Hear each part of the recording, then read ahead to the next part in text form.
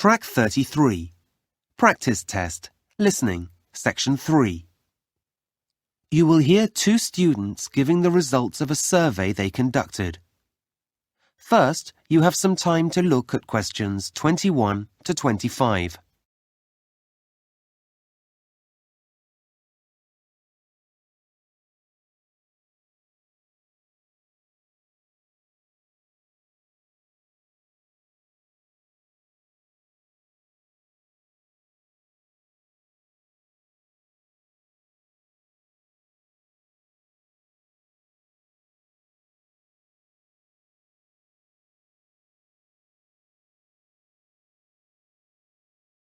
Now listen carefully and answer questions 21 to 25.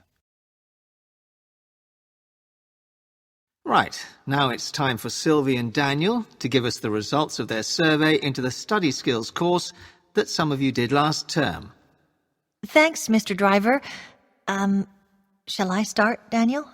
Sure, go ahead. Okay. Well, as you know, some students in our year did the study skills course run by the English department last term. It was interesting because it was completely voluntary. It wasn't a compulsory component of the exam course or anything that we need in that way. But Mr. Driver thought it would be a good idea, that it would help with our other work. Yeah. So after the course finished, Daniel and I decided to review it, ask students what they thought about it, as part of our education assignment. Yeah. So this is how we did it, our study method. At first, we thought about interviewing students face-to-face, but we have so much other work, and we knew it'd be quicker to use email and just send out a questionnaire. Though we also had to write that. Yes, and this method does rely on students filling it in and sending it back, but the response rate was pretty good. Yeah, 70%, I think. Okay, so first of all, 33 students signed up for the course. And we did 12 sessions over the term, and they took place every Monday morning. A good start to the week, I thought. Yeah, and the rest of the week we could put things into practice. So, what did we expect? For me, I expected it to be useful for all my subjects. Things like philosophy. Yeah, that's what Mr. Driver had said. And I was right. I feel more able to deal with difficult texts now.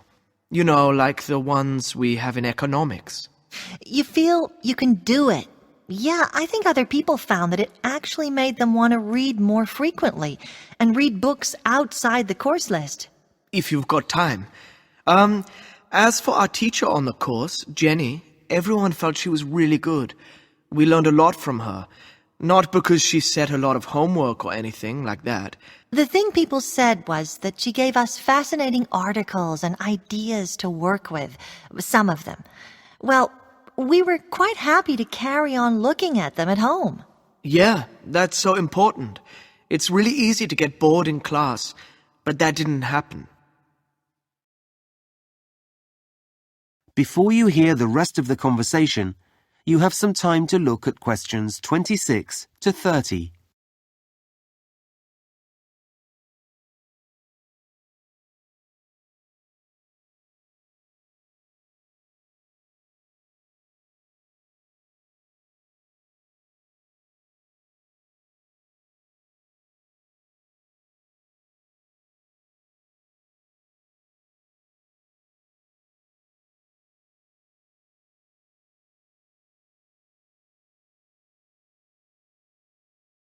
Now listen and answer questions 26 to 30.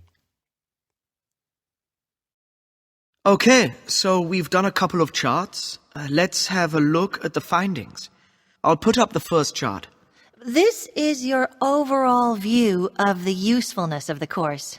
And as you can see, only a small percentage of students didn't feel it was useful. Which is good. Yeah, everyone else had a positive view of the course. And more than half of us, that's about 60%, thought it was very useful. Which, well, as this is the first time the course has been run, I guess this is a strong recommendation for it to take place again next year. The next chart Shows how useful you felt each part of the course was. So, just to remind you, there was the speed reading component. That came out top. No surprise there, really. On the other hand, giving talks was, well, we all like talking, but it's not something we have to do that often. Yeah, so that was the least useful. Then the note-taking component you found to be quite useful, and you had a lot of comments about that. Okay, so let's have a look at some of your comments.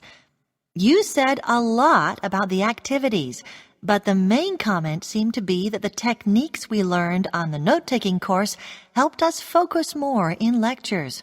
Several people said that they daydream much less. Yeah, have a longer attention span. So that's the first benefit. The second is that students said they really appreciated the instruction on when to use a diagram to take notes.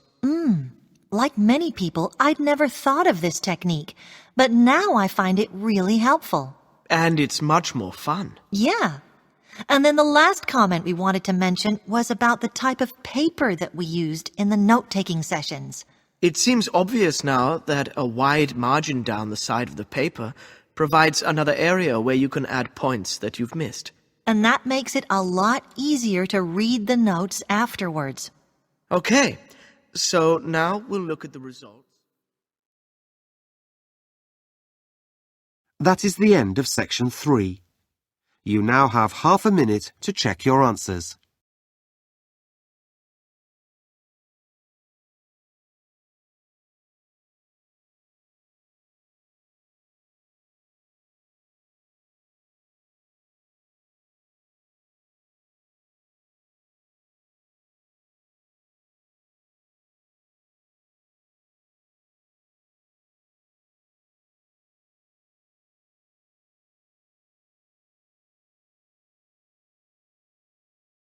Now turn to section 4.